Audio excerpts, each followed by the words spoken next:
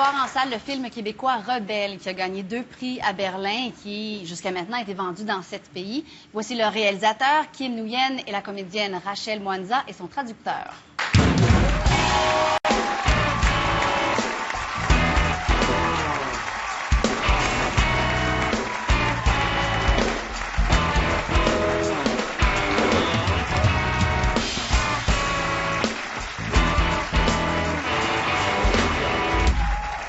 Alors, bonsoir à vous trois. Bonsoir. Bonsoir Rachel. Bonsoir. Bienvenue sur le plateau. Alors, Kim, faut dire, tu es scénariste et réalisateur de ce film Rebelle. Donc, on en a parlé beaucoup ici. On est très fiers de ce film-là. Tu l'as donc tourné au Congo, d'où vient Rachel, ta jeune actrice de 15 ans. C'est son premier séjour en Amérique. Elle vient tout juste d'arriver à Montréal. Rachel, est-ce que je peux te demander comment ça se passe depuis que tu es arrivée ici? Ça se passe bien. Ça se passe bien. T'apprécies tout ce qui se passe? Ouais. Oui. Alors, est-ce que tu peux nous présenter Rachel? Bon, alors Rachel, on l'a rencontrée à Kinshasa, dans un casting sauvage. On a bénéficié de gens qui avaient fait un documentaire et, sur des gens qui habitaient la rue. Et ils nous ont dit qu'il fallait rencontrer une personne absolument, et c'était Rachel, qui s'était démarquée dans ce documentaire-là. Et puis ils nous ont dit, effectivement, qu'on l'a testé à l'écran, elle s'est révélée vraiment, en fait, extraordinaire. En fait. C'est quoi un casting sauvage? Casting sauvage, c'est nous, on se fait frapper, en fait, par les acteurs, puis on juge des gens les plus puissants pour... Ben, c'est qu'on dit à tout le monde de venir voir. Ah, c'est comme ouvert à... Ouais, c'est ça. C'est bien open. D'accord.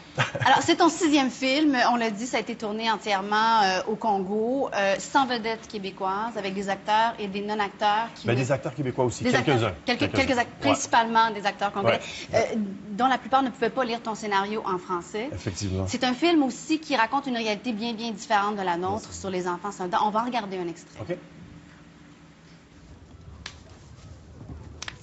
Un jour, tu vas sortir de mon ventre, c'est sûr.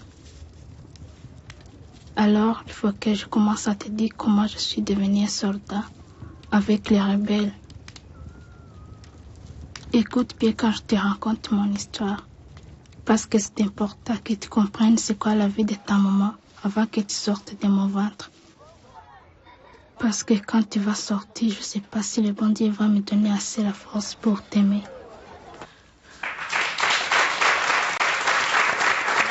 Est-ce que je peux te demander, ton personnage éprouve beaucoup de tristesse dans le film. Et j'aimerais savoir comment tu as fait pour jouer cette émotion-là avec autant de justesse. Atuni boya, filmo eza na makambo mawa mingi. Ndenge nini osali yango malamu? Parce que nous avons vraiment concentré. Tu peux le dire en français, parle. Parce que j'étais concentrée, je fais qu'est-ce que Kim me demande. Je fais, si me dit de pleurer, je pleure. Tout. Mais comment tu faisais pour pleurer? Je me souviens de mon histoire, de mon vie à moi. Ça me fait pleurer. Tu penses à ta vie à toi, il y a des moments de ta vie à toi qui a été durs et donc ça t'a fait pleurer, ça t'a aidé à jouer avec toute cette authenticité. On a vu dans la scène, évidemment, c'est un film des enfants soldats. Donc, il y a des armes. Quand on débarque au Congo avec des armes, c'est pas comme débarquer sur un plateau québécois avec des armes. Ça prend une toute autre signification. Effectivement, oui.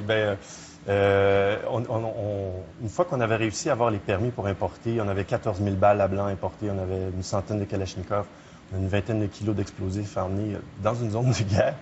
Alors, une fois que ça a marché, on avait la première journée où on avait une trentaine de Kalachnikov qui devaient éclater dans la ville à Kinshasa.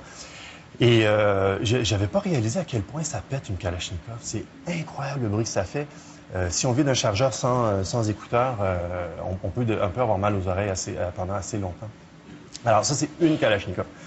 Alors, on a envoyé des émissions, on a envoyé à la radio des émissions télé. C'est pas un vrai coup d'État. Il y a un film qui se passe à Kinshasa. Ne paniquez pas, inquiétez-vous pas, tout ça. Alors, l'armurier nous dit, OK, je vais faire un test. Il fait un test avec 2 ou 3 calages. Ça pète, là. On est sur une colline à Kinshasa, ça résonne dans la ville. Là, on entend l'écho, là, on entend... La panique. Oh, merde. Alors là, il y a quelqu'un qui prend son intercom et qui dit « Non, non, non, c'est le film, c'est le film. » Ça se calme, c'est bon. Kim, t'es-tu prêt? On va faire la prise. Là, tout le monde charge les armes. Les 30 Kalachnikov qui sont prêts à partir. Là, le régisseur dit « Attends une minute. » Il envoie un SMS. Il dit « Il attend une réponse. OK, c'est bon, on peut y aller. » Alors là, je dis « OK, on met tous nos écouteurs. Action. » Ça pète, mais vous n'avez pas idée là, comment ça peut. C'était terrible, c'était monstrueux. J'avais hâte que la prise finisse.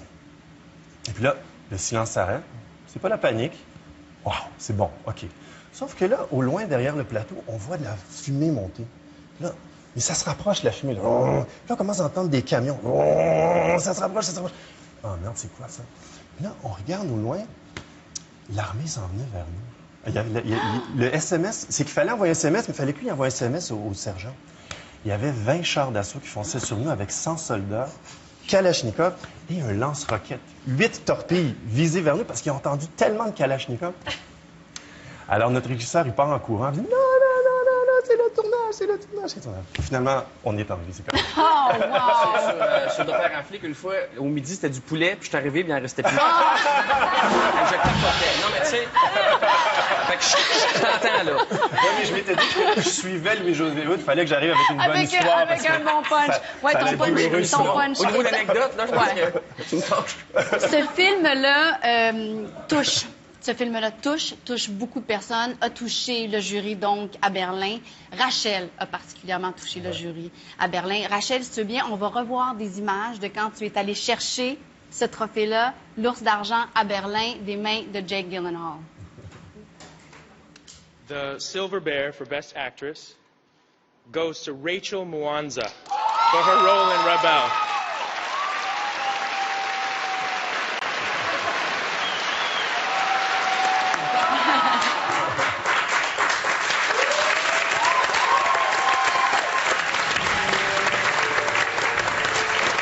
Rachel, j'aimerais te demander à quoi tu as pensé quand tu as entendu ton nom?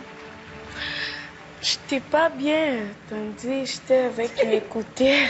Je savais pas. Anne-Marie m'a bougé. Hé, allez, c'est toi. Quand je vis, j'ai gagné. J'étais vraiment très content.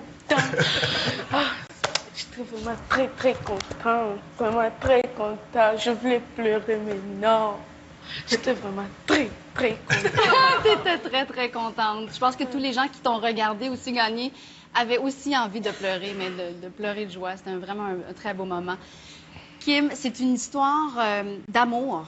Aussi, oui. Ce film-là, Oui. est-ce que c'était pour faire contrepoids à l'horreur de... Oui, je pense que oui. Je pense que la guerre, je voulais que ce soit un contexte, mais qu'à l'intérieur de ça, il y a une histoire d'amour. Puis je voulais montrer une Afrique que peut-être on n'avait pas vue. Je trouve qu'on n'avait pas assez vu la poésie et la magie de l'Afrique subsaharienne. Alors, c'est ça aussi. C'est pas juste de façon paternaliste de dire ça va très mal là-bas. C'était de montrer, essayer de montrer une espèce de tridimensionnalité de certaines de ces régions-là.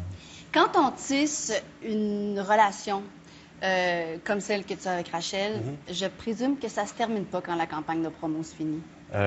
Ben non, je pense pas. Je pense qu'on a un devoir de responsabilité quand on rencontre une enfant comme Rachel. Ben, tout d'abord, elle est très attachante. Alors, on tombe rapidement sous le charme de Rachel.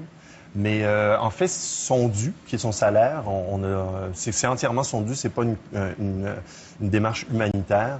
Elle était la meilleure comédienne. Elle a son salaire, sauf qu'on l'a réadministré d'une autre façon. On s'engage sur 4 ans, jusqu'à 18 ans, pour lui administrer son salaire, mais de façon plus coordonnée, parce qu'un film, dans le passé, lui a donné tout l'argent, mais à des pseudo-tuteurs qui s'occupaient d'elle puis qui ont tout dépensé. Pas simple à gérer. Ah oui, OK, tout dépensé pour elle. Ça a été un vrai bonheur de vous recevoir. Merci. Rachel, je suis honorée de t'avoir eu sur le plateau ce soir. Merci beaucoup pour l'invitation. Alors, Rebelle sort en salle demain. On se retrouve après la pause.